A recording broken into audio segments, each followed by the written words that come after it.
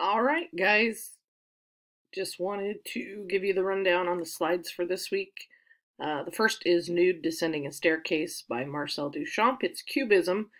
As we've seen with other Cubist paintings, it always looks like things are broken apart and dismantled, and that's the very idea here. Duchamp was the guy last week, as you recall, with the fountain, which was the urinal. He was always a guy just pushing the envelope, so to speak, and this is no exception. It was supposed to be a depiction of a person falling down a staircase, so that's your first slide for this week. Your next one is Happy Accidents of the Swing by Jean Fragonard. It's a Rococo piece. Rococo ran simultaneously with Baroque art. It's very frilly. This one is a depiction of a happy accident of this gal on a swing. It was a representation of the wealthy and the lifestyle that they had, that they could just literally sit on a swing all day and frolic about. So that is your second slide. Next is The Kiss by Gustav Klimt. It's an Art Nouveau piece. Actually, all this light brown, tannish color in the background is real gold leaf that's inlaid into the painting itself. So it's a large painting in real life, about 6 foot by 6 foot.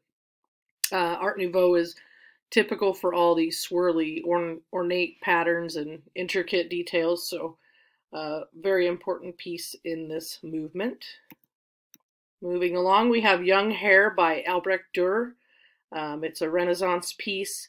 Dürer was a German artist. This painting of a rabbit is done in watercolor. So if you can imagine getting all these shades and tints and tones with just watercolor, it's really quite amazing. It would, if you knew what lithography was in printmaking, it would look like something that would be the result of printmaking. So it's remarkable that this was done just with watercolor. And last but not least is the Arnolfini portrait by Jan van Eyck. It's an early Renaissance piece. This particular painting is chock full of symbolism. Actually, in this next slide, if you go here, you can see what it's all about. But it's meant for like prosperity of marriage, many different things symbolic with the shoes, the dog, the fact that the lady is pregnant.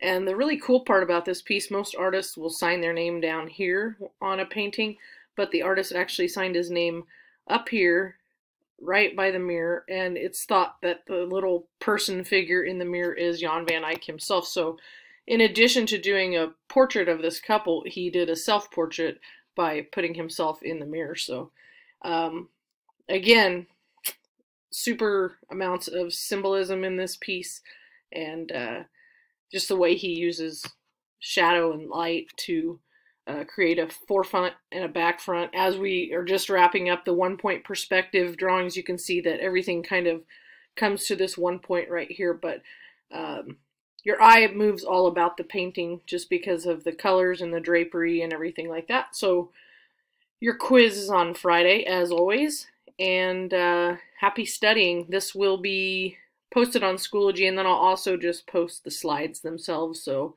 if you wanted my audio version of it, here you go. But if you just want the slides, they'll be on there also. Can't wait to be back with all of you soon.